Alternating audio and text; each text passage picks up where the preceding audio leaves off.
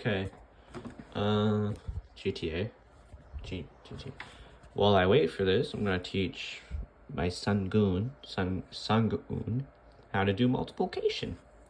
So Sunghoon, think of 14 times 5 as 5 times 10, which is just 10 plus 10 plus 10 plus 10 plus 10. 1, 2, 3, 4, 5.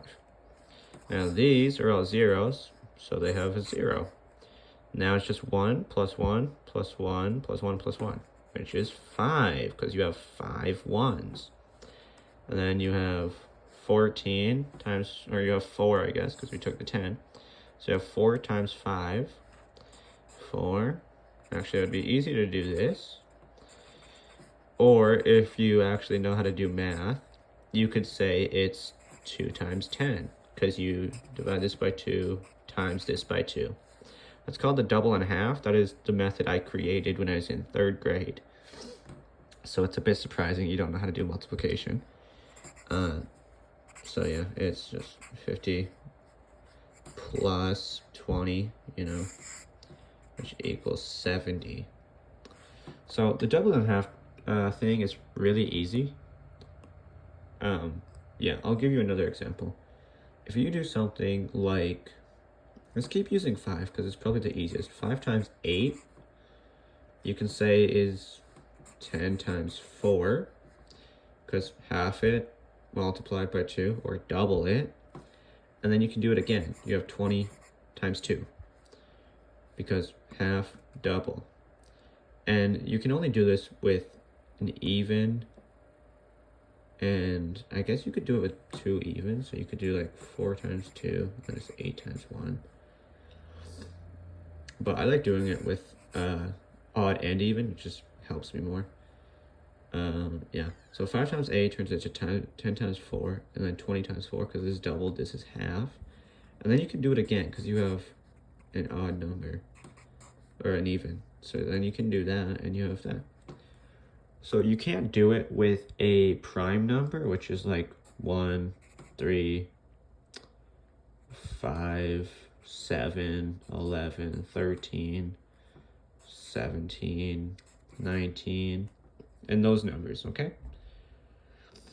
A prime number is any number that you cannot, I guess, divide by any other number besides itself. So like 1 divided by 1 equals 1. 3 divided by 3 equals 1. The only other number you could do is dividing it by 1. So then you just have your own number. And that's how you get a prime number. So for example, 9 cannot be a prime number because it can be divided by 3. So it's not only divided by 9 and 1, but it's also divided by 3, and that gets you 3. GTA loaded. So yeah, that's how you do math. Double and half is probably the easiest thing you'll ever find. If you have something big, like say 189 times 17, that's bad placement, but it doesn't matter. You can do, this is long multiplication. You can do 7 times 9, which is 63. I just know it off my head, I know. And then 7 times 8, which is 56, but you have a 6 here, so you have to turn it into 62, move it over. 7 times 1 is 7, but it's 13 because the 6. And then move a 0 down here, and then 1 times 9 is 1. I did it right, never mind. 1 times 8 is 8, and then 1 times 1 is 1. And then you just add it because you have both lines done. So you have 3, you can see that. Then 2 plus 9 is 11. Move the 1 here. See that? Little 1. Ooh. Blah. And then you basically have 4 plus 8, which is 12. Move it over. Then you have 3. Now, smarter people would be able to just know it in their head, mental math.